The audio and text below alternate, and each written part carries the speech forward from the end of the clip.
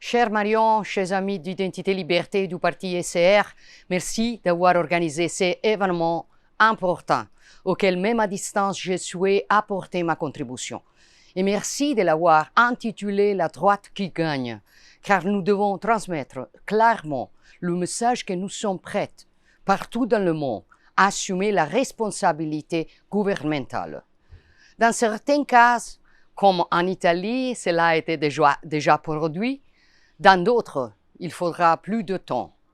Pour certains, ce sera plus aisé, pour d'autres, très difficile. Mais nous sommes toujours prêts et capables de le faire. Depuis mes années d'engagement militant dans le mouvement de jeunesse, j'ai toujours cru que les idées ne pouvaient pas vivre sans action. J'ai toujours pensé qu'il est indispensable de se battre en première ligne pour affirmer sa vision du monde, en assumant des responsabilités.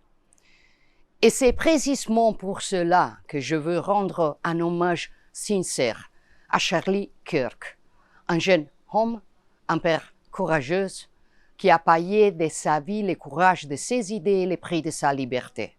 Son sacrifice nous rappelle, une fois encore, de quel côté se trouve la violence et l'intolérance. Et je veux dire haut et fort à tous les semeurs de haine, à ceux qui passent leur existence à diaboliser l'adversaire politique et qui ensuite trouvent des justifications hypocrites, même aux crimes les plus odieux. Nous ne tomberons pas dans le jeu sordide. Nous ne leur permettrons pas d'entraîner nos nations dans cette spirale d'haine et de violence. Mais je vais aussi dire avec la même fermeté que nous ne nous laisserons pas intimider et que nous continuerons à nous battre avec la force tranquille de nos idées. C'est cet esprit qui me guide depuis que j'ai assumé la charge la plus importante de ma vie, après celle de maire, celle de diriger le gouvernement italien. En 2022, nous avons gagné avant tout parce que nous avons replacé la politique au centre. Nous nous sommes présentés aux élections avec une coalition et un programme commun, avec la volonté de représenter une alternative claire à la gauche et de mettre fin à une longue période de gouvernement technique et d'alliances politiques aussi contre nature qu'infructueuses. En Italie, nous avons démontré que la droite non seulement est capable de gagner les élections, mais surtout de gouverner. Je suis fier de présider ce qui s'apprête à devenir le troisième gouvernement le plus durable de l'histoire de la République italienne, mais je suis encore plus fier des résultats que nous avons obtenus. Un record absolu d'emploi, les comptes publics en ordre, une inflation au plus bas, une diminution de 60% des flux d'immigration illégale, un record pour nos exportations commerciales et la centralité de l'Italie sur la scène internationale. Nous avons remis au cœur de l'action gouvernementale la famille et les politiques natalistes. Nous combattons durement la criminalité organisée et nous nous occupons des quartiers périphériques de nos villes, où les zones de non-droit doivent être démantelées et où l'État doit reprendre pleinement ses fonctions. Nous avons adopté une réforme historique de la justice. Nous travaillons à créer un nouveau pacte national entre l'État et les régions, ainsi qu'à introduire l'élection directe du chef du gouvernement, afin de procurer enfin la stabilité et l'autorité dont le pouvoir exécutif a besoin. Après plus de 35 ans, nous planifions un retour à l'énergie nucléaire.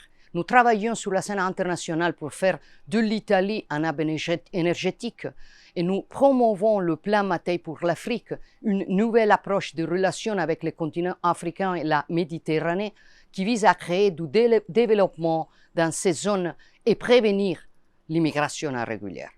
Dans ce même esprit, fort d'un résultat historique obtenu aux élections européennes, nous essayons aussi de changer l'Europe. Nous travaillons pour promouvoir une Europe de la liberté et de la subsidiarité qui fasse moins mais mieux, qui ne cherche pas à niveler les compétences et spécificités des États nationaux, qui nie pas les identités mais les sublime dans une synthèse virtueuse et plus grande. À Bruxelles, nous défendons nos agriculteurs, nos pêcheurs, nos artisans, nos petites et moyennes entreprises, notre industrie. Nous avons réussi à faire évoluer l'approche sur l'immigration et nous sommes engagés dans la révision du Green Deal.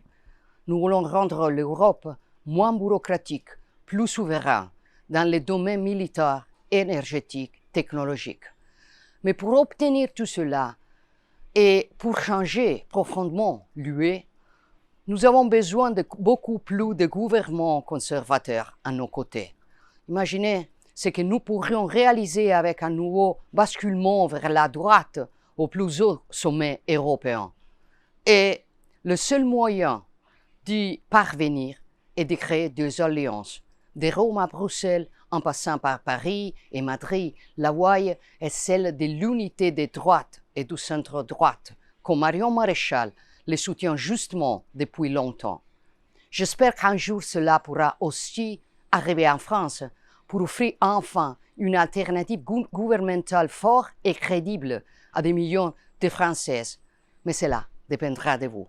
Chers amis, pour atteindre ces objectifs, nous devons poursuivre nos combats culturels, affirmer avec force le lien, les racines, l'identité, comme alternative à une société liquide qui cherche à diluer tout ce qui nous définit. Communauté, famille, nation, religion. Et une fois appelés à assumer des responsabilités gouvernementales, nous devons être capables d'être cohérents et fidèles aux engagements que nous avons pris. Nous faisons de notre mieux dans une période vraiment incroyable pour tous les défis et les menaces que nous devons affronter chaque jour. Mais croyez-moi, nous en tirons beaucoup de satisfaction. Merci encore à tous et bon travail.